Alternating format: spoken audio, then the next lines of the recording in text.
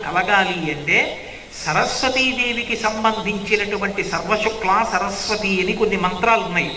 ఆ మంత్రాల్ని ఎవరు జపం చేస్తారో వాళ్ళకి విశేషమైనటువంటి ధారణాశక్తితోటి కవితానుగ్రహంతో సరస్వతీదేవి ప్రసన్నురాలవుతుంది అని. అంతమంది అందరూ సరస్వతీదేవి యొక్క మంత్రాల్ని ఉపాసన చెయ్యలేరు. అందుకే సరస్వతీదేవి యొక్క కటాక్షం లోకానికి కలగడానికి వీలుగా పిల్లల నుండి పెద్దల వరకు అందరూ సరస్వతీ మంత్రం చేసిన ఫలితాన్ని పొందడానికి వీలుగా అన్ని మంత్రాల యొక్క సారాన్ని ఒక పద్యంలోకి పిండారు పోతన గారు.